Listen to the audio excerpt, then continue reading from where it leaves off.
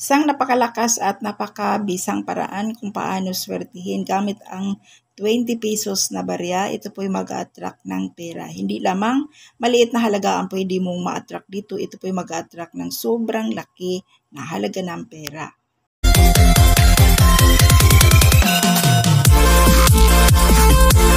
Guys, kumusta? Welcome again sa ating YouTube channel. Another pampaswerte tips ang ating topic ngayon. Lalo po ngayon, umpisa po ng buwan ng November. Kasi po ang buwan ng November, guys, ito po yung buwan ng kasaganaan. Kaya kung ikaw po ay gagawa ng mga wishes, ayan, napakaganda po. At napakalakas po ang chance na yung kahilingan mo ay magkaroon ng katuparan. So ngayon po guys, sa ating video ngayon, gagamitin po natin itong perang barya na ito. Ito po yung coins na combination po siya ng ginto at saka silver. No? At sa hindi po nakakaalam, ang pera na combination sa ginto at silver ay pwede po siyang gawin mong lucky charm. So ngayon, bago mo po ito gamitin bilang pampaswerte, iyo mo nang hugasan ng maayos. And then pagkatapos, patuyuin siya. Ibabad lamang siya. Kunti lamang sa suka na may asin. And then pagkatapos, huwag mo na siyang banlawan. Huwag mo na anlawan din. Patuyuin, ibilad mo muna sa init ng araw. At saka mo na siya gamitin bilang pampaswerte sa inyo. At ito po guys, kailangan hindi mo po ito gastusin. So ngayon, pagkatapos na mayroon na po kayong nakaready na barya, ang next na gagawin ninyo po, pagising mo po sa umaga guys, ayan, pagising mo sa umaga, kumuha po kayo ng asin, and then yung asin, mo dito, i-rub mo sa iyong kamay.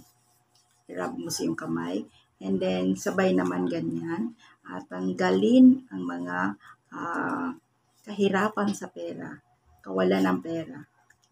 Ayan. Then, hugasan mo siya doon sa lababuhan, yung kamay mo, pagkatapos mong narab yung asin. And then, pagkatapos guys, umupo ka, and then humarap ka sa may silangan. Kumuha ka ng cinnamon powder. Dito po sa cinnamon powder, maglagay po kayo ng cinnamon dito sa left at saka sa right mo, and then, i-massage mo po, paganyan po. And then, habang nakaharap po kayo sa may silangan. And then, pagkatapos po, yung barya, saka mo na siya, lagyan po ng cinnamon powder. Then, i-rub mo siya sa iyong kamay. And then, habang ginaganyan mo po ito guys, ipikit mo yung mata mo, ipikit mo, and then mag-wish ka ng time-time. Banggitin mo po ang iyong kahilingan para sa tuloy-tuloy na daloy ng pasok ng pera sa akin. Hindi na ako mawawala ng pera. Bubuksan ko ang kasaganaan sa aking buhay sa pamamagitan nito. I claim it, I claim it, I claim it. Ako'y naniniwala sa universe na ang lahat kong mga kahilingan ay magkaroon ng kasagutan at katuparan. I claim it, I claim it. Makabili ako ng magarang sasakyan. Yan. Kahit ano guys, kahit ano ang iyong i-mention. And then pagkatapos po guys, iinit po ito. Kasi po yung kamay natin, habang nirarab natin, iinit po siya. Ganyan po. And then pagkatapos nito guys, ang gagawin niyo po dito, ilagay mo po ito doon po sa ilalim ng iyong unan. Ilagay mo siya sa loob po ng 8 araw doon. Ilagay mo siya doon. And then ito po guys, magiging lucky charm mo po ito. Kung ano man ang iyong mga kahilingan, kung ano man ang iyong mga pangarap sa pamamagitan po sa barya na ito, ay magkaroon po yan ng katuparan. Mag-attract po ito ng pera. Hindi lamang maliit na halaga ang pwedeng ma-attract dito, ito po ay makapag-attract ng sobrang daming pera. Na yan po ay umpisa na matupad ang iyong mga pangarap. Kahit ano pa yan guys, positive lamang. At ito po, pwede mo po itong gawin sa araw po ng Martes at saka sa Biyernes. Yun po ang mga araw na pinakamagandang gawin ito. And then pwede mo rin itong gawin ngayon pong Biyernes, no? Kasi po, unang Biyernes po ng November.